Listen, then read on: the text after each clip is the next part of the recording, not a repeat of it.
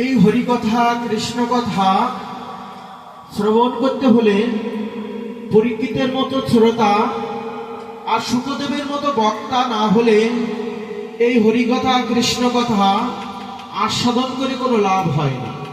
শাস্ত্রকর বললেন, পরীক্ষিত 7 দিন ধরে এই ভগবানের কথা আস্বাদন করেছিলেন, আর শুকদেব গোস্বামীপাদ সেই ভাগবত কথা আস্বাদন করিয়েছিলেন।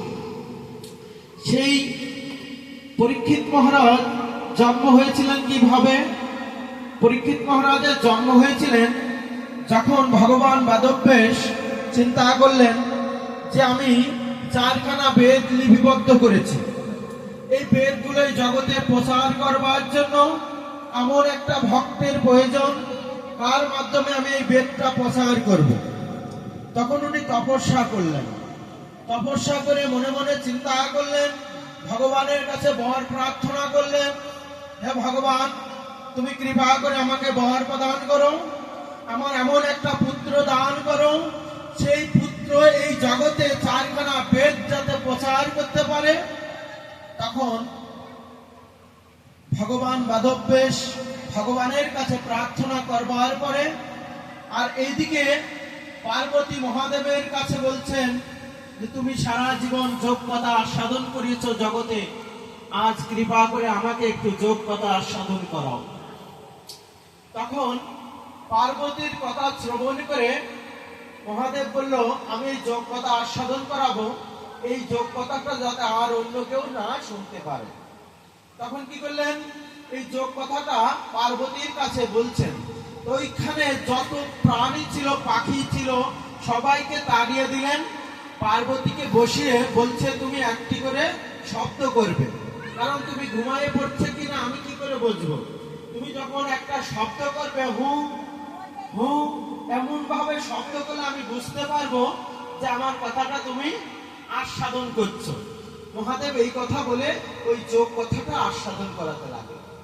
মহাদেব যখন ওই ভগবানের যোগ কথা আস্বাদন করাচ্ছেন, যোগ কথা আস্বাদন করাতে করাতে তখন ওই পার্বতী 2-1টি শ্লোক আস্বাদন করে ঘুমিয়ে পড়ল।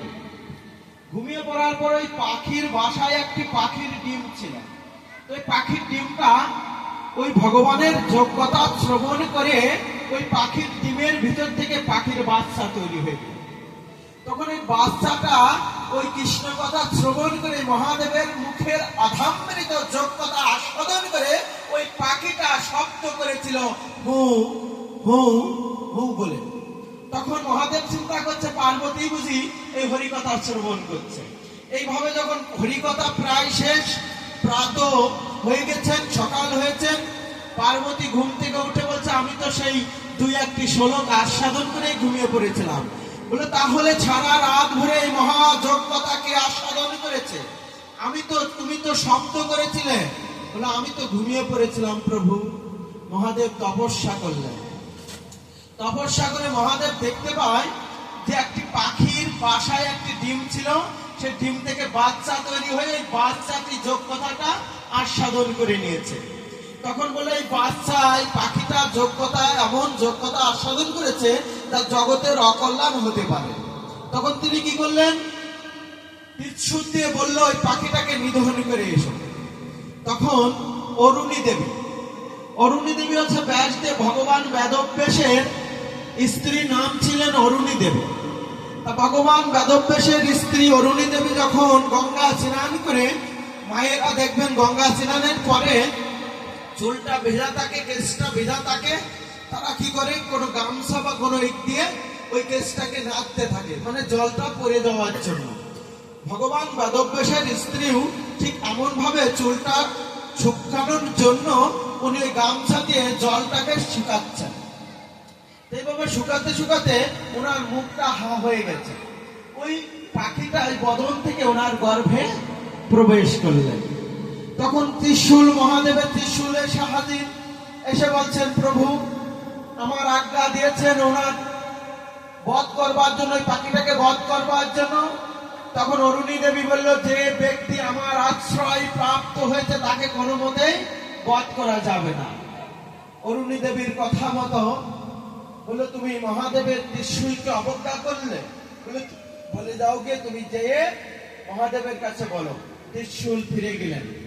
ফিরে যাওয়ার পরে ওই মাতৃগর্ভে লালিত হলেন সেই পরীক্ষিত মহারাজ, অর্থাৎ শুকদেব গোস্বামী পাদ। শুকদেব গোস্বামী পাদ যখন মাতৃগর্ভে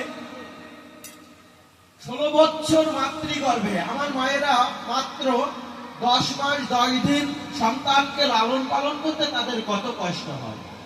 আর অরুণী দেবীর গর্ভে এই শুকদেব গোস্বামী পাদ 16 বছর মাতৃ জঠরে থাকলেন।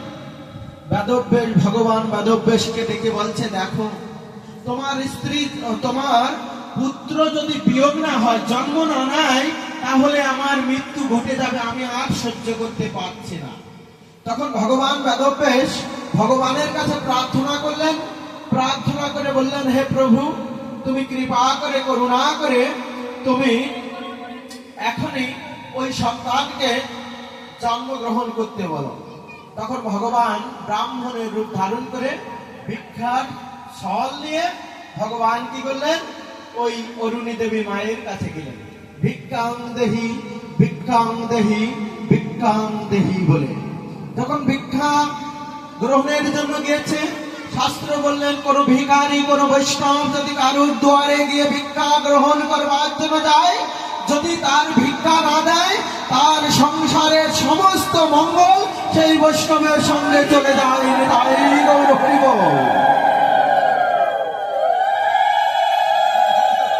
যেটা যখন রাবণ, দুষ্টু রাবণ যখন মা সীতার কাছে ভিক্ষাং দেহি বলে ভিক্ষা গ্রহণের জন্য গিয়েছিল, কারণ সেখানে লক্ষণ দেব গন্ডি কিনে দিয়েছিল যে ওই গন্ডি থেকে যাতে বাহিরে না হতে পারে, তবু সে বলেছিল যে তুমি ভিক্ষাং দেহি। যখন যেতে যাচ্ছে ওই ডাক জামায়ে আগুন ধরে যাচ্ছে, তখন দুষ্ট রাবণ আর যেতে পারলেন না।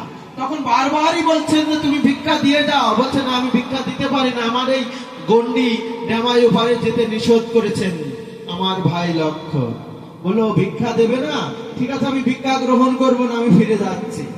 যখন এই কথা বলে ফিরে চলে যাচ্ছে, তখন মা সীতা চিন্তা করলেন যে এই সংসারে যদি সংসারটা বড় দুর্লভ, ভগবান বললেন কি গৃহে থাকে হয় 13 আর বনে গিয়ে হয় 12, তাহলে 12 গ্রহণের জন্য অনেক ত্যাগী বৈষ্ণবগণ তারা বনে জঙ্গলে পড়ে থেকে হয় কত 12, আর সংসারে 13 লাভ করা যেতে পারে, কিন্তু সংসারটা বড় দুর্লভ।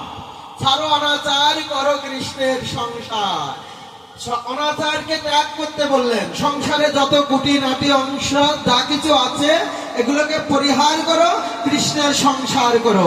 কৃষ্ণের সংসার বলতে কি, ভগবানের যা কিছু এই জগতে আছে ভগবানকে দিন, ভগবানের দিয়ে ভগবানের প্রসাদ গ্রহণ করুন, তাহলে আপনার মানব জীবন ধন্য হবে। এবং কোন অতীত ব্যতীত কোনো ব্যক্তি যেন গৃহের থেকে অভুক্ত ভাবে না চলে যায়, যেটা পরীক্ষা করতে গিয়েছিলেন কিনা দুর্বাসা মুনি। দুর্বাসা মুনি কাকে পরীক্ষা করতে গেলেন? পাণ্ডব